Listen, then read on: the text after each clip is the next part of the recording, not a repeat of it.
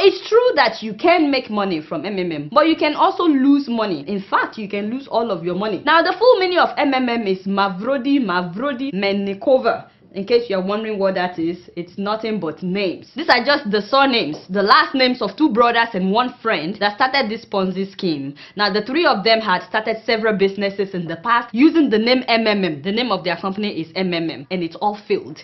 They were bankrupt, they were in a lot of debt, and then they decided to start this scheme in 1994. So it's not as if they started MMM because they wanted to help people. These guys were broke, they needed money, they were looking for how to make money. That was how they started MMM. They're from Russia, and this was during the Russian hyperinflation. That's a 7-year period of uncontrollable spiraling inflation that Russia experienced. Everything was so expensive at that time in Russia, so things were really hard. A lot of people in Russia were desperate at that time. They were willing to do anything. So word started spreading that if you put your money into MMM, you will make money back with 30% extra. Before you knew what was happening, they were even advertising MMM on TV in Russia. People were investing so much money into MMM that the MMM office started filling rooms with cash. As in, it was no longer a question of how much have we made, it was a question of how many rooms have we filled, literally. In fact, when they arrested him, the SWAT team apparently took out 17 trucks filled with cash. The journalist Marina made an investigation that when the SWAT came, they sealed the office and took out 17 trucks of cash. Do you see why Nigerians would gladly embrace MMM as well? Because we are also going through something similar to what Russia was going through at the time. We are going through inflation and we have a major recession right now. There is no job. A lot of people have not been paid their salaries for months. That's why millions of Nigerians are really interested in MMM. But do you know what happened in Russia after everybody rushed in? Everything was going well, people were making money, and you know that the more they made, the more they invested, and the more people invested in MMM. Sure, you understand? The main founder was arrested for tax evasion. In the end, MMM owed between 50 million to 1.5 billion US dollars, as in money that they refused to pay back. MMM, a familiar acronym for many Russians and probably the largest fraud case Russia has ever seen. Manipulating people's ignorance and their desire to get rich quick, he founded a company which in fact was a huge financial pyramid, which left more than 1 million Russians without their life savings. As a matter of fact, 50 people committed suicide in Russia because they lost everything. Now, nobody is trying to scare you. You can read about this on the internet. It's everywhere. I'm just telling you what happened. These are some of the people that lost their money, by the way. About 20,000 of them camped outside the MMM headquarters in Moscow, hoping that they would get their money back. MMM had issued them share certificates that looks like banknotes. That's what some of them are holding. And you know, they just realized that the certificate meant nothing. That's why some of them are tearing it apart. The main founder was arrested and they put him in prison. But while he was in prison, the guy is very smart, by the way. He's a mathematician. His name is Sergei Mavrodi. But while he was in prison, he got signatures from people for him to be elected into the State Duma. The State Duma is like the parliament in Russia. He did that because he knows that getting into the State Duma comes with immunity. So he was able to get immunity. I'm not sure why people would vote for him, but the truth of the matter is he had a lot of supporters, people that genuinely believed that the government was trying to prevent them from making money, especially from those that made a lot of money from the MMM. And then he got immunity, so they had to release him from prison. But then he was expelled from the parliament. Mavrodi was even elected to the Russian State Duma and received political immunity from prosecution, but just a year later, he was stripped of his status. And once he was expelled from parliament, he declared bankruptcy on December 22, 1997. And because he had declared bankruptcy, the government couldn't force him to pay people back their money. So he declared bankruptcy, and as soon as he did that, he disappeared. He was on the run. He was hiding until they arrested him in 2003. Now come and see how people were throwing eggs at him. People were so angry with this man because him and his friends, they stole their savings.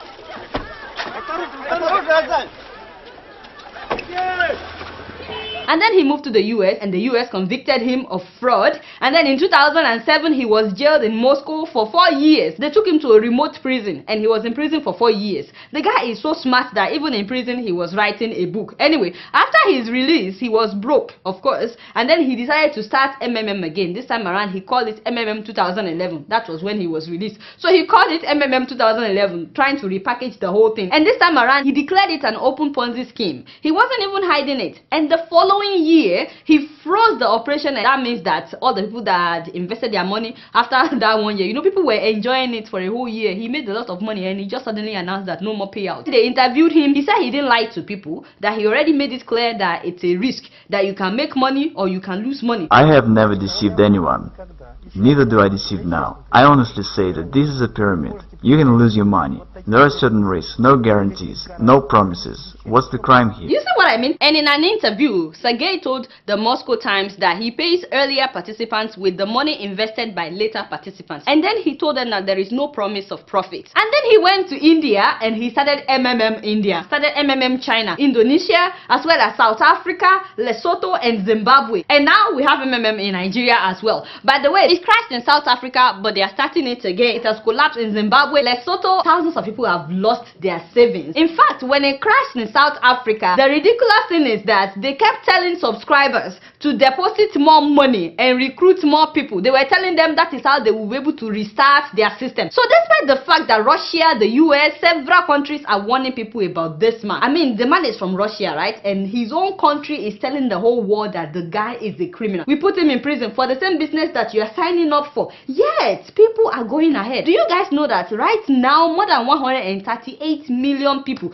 from 107 countries have signed up for MMM? In fact, it is now the 5th most visited website in Nigeria. Facebook is number 6. Now let me say to those that have subscribed to MMM and they've been making money, you know, those of you that have deposited money into a stranger's account and you've gotten alert that certain amount has been deposited into your own account, do you ever wonder where this money is coming from when you did not buy or sell anything? Doesn't that sound suspicious to you? I mean, this is MMM Nigeria. These people said that they are the ones that started MMM Nigeria.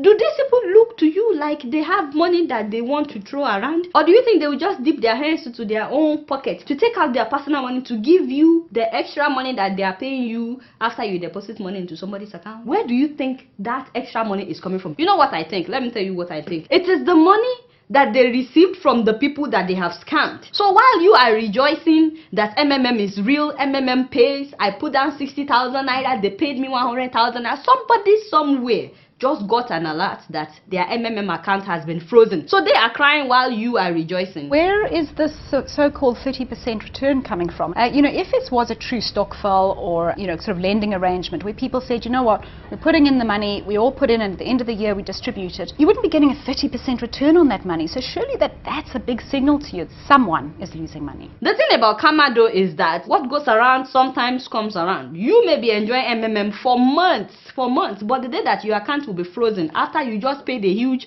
money into a stranger's account, you won't know until it happens. A lot of people have been scammed in Nigeria, by the way, and just because it didn't happen to anybody that you know directly doesn't mean that it's not happening. By the way, one Nigerian that was scammed documented everything. If you have time, you can read his article. At first he said that they were telling him that his account was under temporary moratorium. That means it was temporarily frozen. And then they said that he used a different bank account, and he said he has used the same bank account. And then they said, well, he didn't follow the rules. Anyway, he lost his money. There was a story recently of a student at the University of Nigeria, Nsukka, that committed suicide. Apparently, the guy left a suicide note, and I really wish that the Nigerian police would release this note. They should publish it so we know exactly what happened. But according to the school authority that saw the note, he killed himself because he borrowed money from a lot of people and he gambled with the money and lost everything. So they didn't tell us exactly the kind of gamble, but he's been promoting MMM on his Facebook page for months. He posted this one in September. You know, when you tell people to sign up, if you recruit people, you get 10% of whatever they are getting. So he posted this in September. So I said all this just to tell anybody that is willing to listen. Yes, things are really hard right now.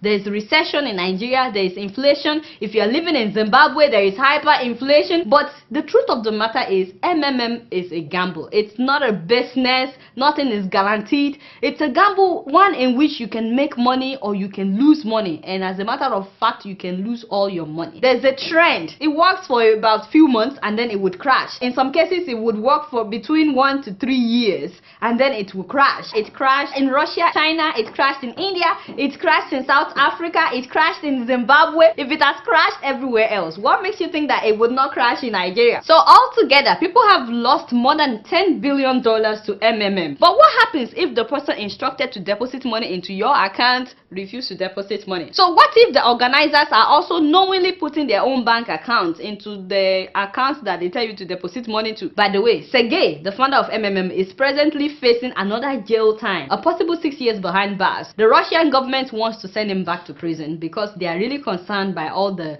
things that he's doing all over the world. The government of Russia in March of this year just signed a new law against all the organizers of Ponzi scheme, which is what this guy is doing. Before now, Ponzi scheme is actually not a crime in Russia. That's how he was able to get this far. So Russia is really concerned about what he's doing. Meanwhile, Nigerians are now photoshopping CNN news headlines and international news headlines in order to promote MMM. This is the original screenshot that was photoshopped. You guys can see the difference. What they did was they changed the original headline, and this is another one that they changed.